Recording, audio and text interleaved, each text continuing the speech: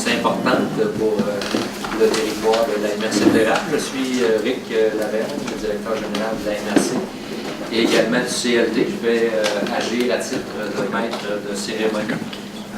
J'ai été trié sur le volet.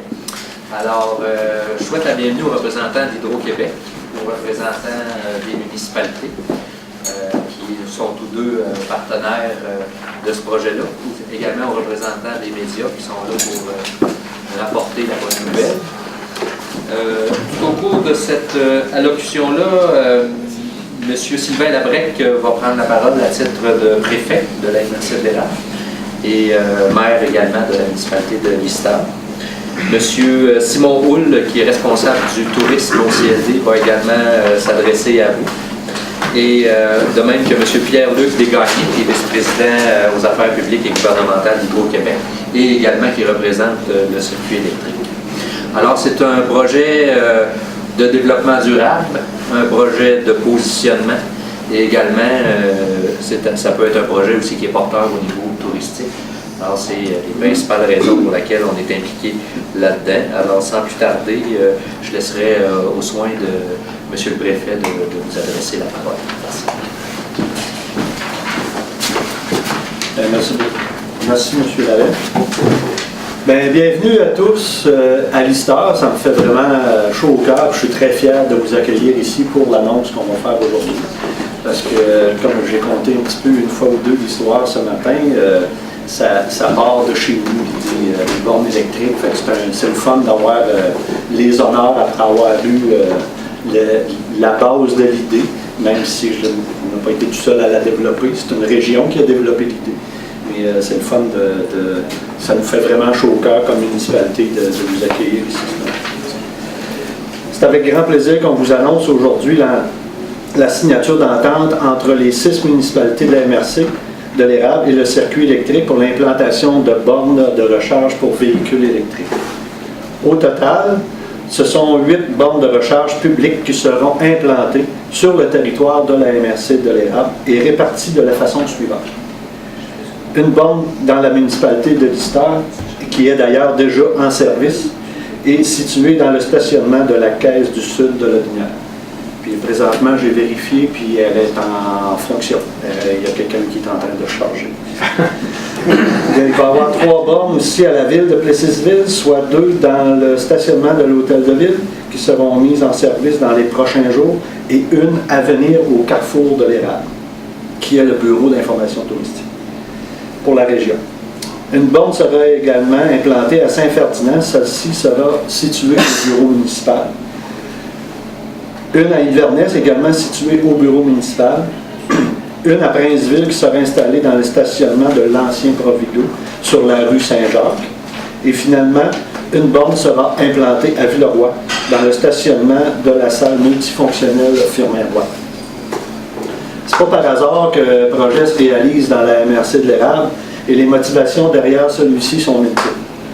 D'abord, le fait de se joindre à un joueur d'envergure comme le circuit électrique nous offrira une belle visibilité à l'échelle provinciale. La MRC sera sa nappe, comme on dit. En effet, les 8 bornes présentes dans la MRC figureront sur la carte disponible du site web du circuit électrique. De plus, le corridor Québec-Montréal représente un afflux important de véhicules et notre territoire se situe stratégiquement entre ces 2 pôles d'importance.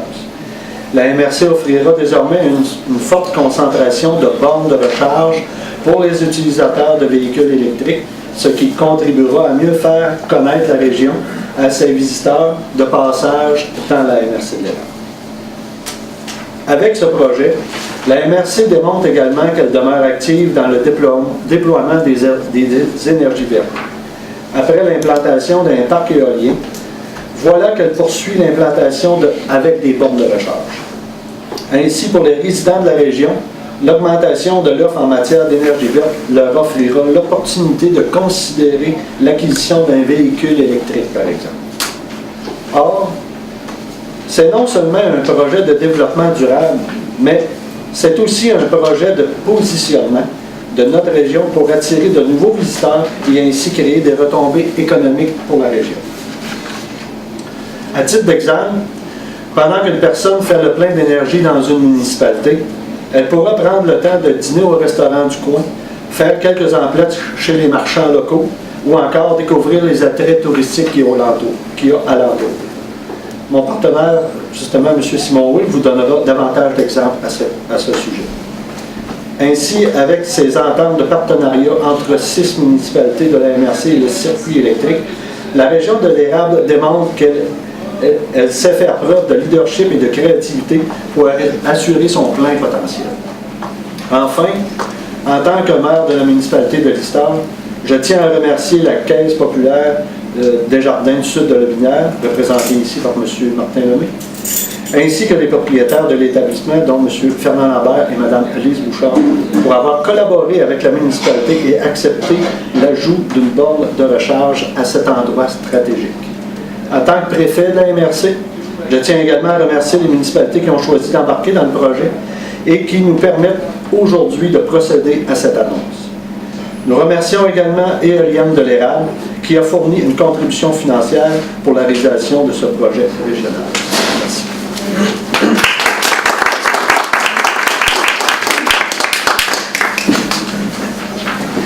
Alors, bienvenue à tous. Comme m'annonçait M. Labrec, c'est avec plaisir que je viens présenter la portion touristique de ce qui s'en vient pour la MRC de l'Érable concernant les bornes électriques.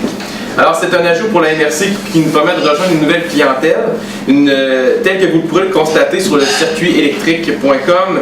Les grands marchés québécois sont situés dans les régions telles que M. Labrec le mentionnait, de Montréal, de Québec, sur l'île de Montréal, sur la rive sud de Montréal, mais aussi près de Sherbrooke. Certaines de ces clientèles sont naturellement touristiques pour notre région. Puis avec cet ajout-là, ça va nous donner une raison de plus de nous visiter, mais aussi, ça va nous permettre d'aller chercher et d'aller exploiter davantage d'autres régions qui, pour nous, sont un peu moins naturelles touristiques, parce que l'ajout des bornes va nous permettre d'aller chercher une raison supplémentaire de nous apporter chez nous. Le type de clientèle qui possède une voiture électrique est aussi le même type de clientèle qui est intéressée par déjà des produits qui sont bien établis dans notre MRC de l'Érable. Par exemple, les consommateurs du produit du terroir sont aussi des consommateurs, bien souvent, de véhicules électriques. Donc, nous pourrons leur proposer une escapade gourmande leur permettant de découvrir nos fromages, nos petits fruits, nos fruits aussi, et je cherchais nos viandes. Parce qu'on a un territoire qui est de 96% agricole, ça nous permettra de mettre en valeur nos produits agro-touristiques. On a déjà un circuit qui a été conçu cette année, en 2014, qui nous permet de faire le tour de nos villages, de nos villes et villages qui proposent ces produits agroalimentaires. De plus, c'est une clientèle qui pratique le vélo. C'est pourquoi des bornes installées à Princeville, Plessisville et Lister prennent tout leur sens avec la proximité du parc linéaire. De plus, on travaille présentement sur des circuits vélos de cyclotourisme qui vont avoir lieu sur nos villes, sur nos rangs et campagnes. Et ça va permettre à nos cyclotouristes de découvrir nos merveilleux paysages tout en laissant recharger leurs véhicules à des endroits très stratégiques dans la MRC. Comme cette clientèle est aussi intéressée par les énergies vertes, Tourisme Érable travaille en étroite collaboration avec Éolienne de l'Érable afin de leur faire vivre l'expérience du parc éolien qui est tout récemment en marche depuis maintenant plusieurs mois. Nous travaillons présentement à mettre en place un projet de visite afin de répondre à une demande de voyage en groupe, mais le projet visera aussi à bonifier notre offre touristique pour la clientèle individuelle. Je peux malheureusement pas m'avancer plus sur le sujet présentement, parce que notre travail est en pleine élaboration, mais nous savons que ce que nous sommes en train de mettre en place va aussi répondre à la clientèle des propriétaires de véhicules électriques.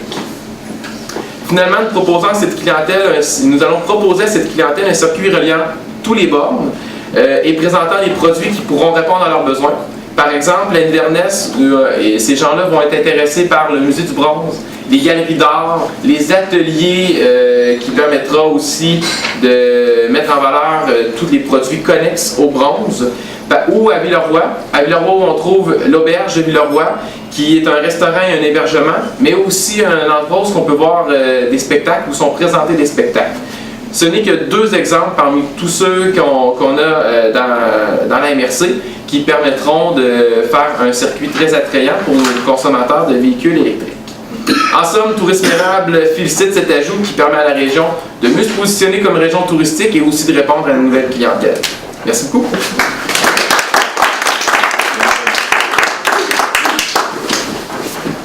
Bonjour tout le monde, très heureux d'être là. Je ne suis pas sûr que je vais en parler à mes filles par ailleurs parce que comme je mets de l'érable dans à peu près tout ce que je fais en termes de cuisine, et même en fin de semaine, j'ai inventé une recette de morue à l'érable et ma plus vieille de me dire que le piton collé sur le sirop d'érable. Alors je voulais vous dire que je suis un très bon client, alors très heureux d'être dans la MRC de l'érable.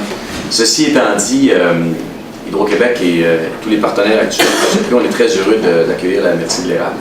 Je salue le leadership de M. le maire et du préfet ainsi que des autres maires et édiles municipaux qui sont présents. C'est une très bonne idée de lier les bornes et le tourisme. Et ce que ça amène comme commentaire, c'est que, et là je vais vous vanter, parce que peut-être que parfois on a un peu de crainte de se vanter, mais c'est moi qui vais vous vanter. En termes de MRC, vous êtes vraiment des leaders. Parce que souvent les gens pensent que l'électrification des transports, ça va être réservé aux 2 grands centres, que sont Montréal et Québec. C'est pas le cas. Il faut que les MRC se mobilisent, il faut que les gens des milieux aussi ruraux se mobilisent, parce que l'électricité dans le transport, ça touche tout le monde. Et il y a une solution électrique pour tous les besoins, qu'elle soit partielle ou qu'elle soit totale. Vous savez, les véhicules électriques, c'est pas juste les petits véhicules tout électriques, il y a toute une famille, il y a plusieurs familles de véhicules. Et pour des gens qui vivent hors des grands centres, ces véhicules-là sont aussi tout à fait intéressants et peuvent participer à la solution. L'électricité dans le transport, ça a aussi un gros avantage. Vous savez, on a peu de projets actuellement qui amènent un avantage à la fois pour la collectivité et pour la personne. Ce que je veux dire par là, c'est que si on utilise moins de pétrole et plus d'électricité, l'argent qu'on va dépenser pour se propulser, c'est de l'argent qui va rester chez nous, parce que l'électricité, on la produit chez nous. Et en même temps, vous allez économiser. Donc la personne qui économise garde l'argent dans ses poches. Moi, je suis persuadé que je ferai un sondage ici. Si je vous disais que vous allez avoir en fin d'année chacun un petit chèque de 2000$ net, donc après impôt, un petit chèque de 2000$, c'est à peu près ce que vous allez économiser si vous passez à l'électricité. Je suis sûr que vous sauriez quoi faire avec un 2000$ net. Alors il y a un avantage à la fois collectif et individuel. C'est rare qu'on retrouve ce mariage-là dans nos affaires. Puis qu'est-ce que ça peut apporter à une MRC comme la vôtre d'installer des bornes? Ça amène du monde. Ça amène du tourisme. Ça amène des gens qui vont faire des étapes, qui vont dire « Ah, ben il y a une borne à Lister, il y a une borne à Saint-Ferdinand, je vais arrêter là tant qu'à y être, je vais m'installer là, je vais partir faire un tour de vélo, je vais découvrir le village. » Ça existe. On le voit. La clientèle actuelle qui achète des véhicules électriques, c'est ce type de clientèle. Dernier élément peut-être, c'est que souvent on a tendance à parler de l'électricité dans le transport beaucoup au futur, en disant « Ah, ben mes enfants s'achèteront ça un jour. » On sait qu'on s'en va vers ça. Vous avez entendu ça sans doute dans vos échanges en famille ou entre amis. Mais la révolution, elle est en cours actuellement. Vous savez, il y a 5000 personnes qui sont propriétaires de véhicules électriques au Québec. Et à tous les mois, ce nombre-là est en augmentation. Et nous, on le voit sur le réseau, parce que de mois en mois, le nombre de recharges sur une de nos bornes, lui aussi, est en augmentation.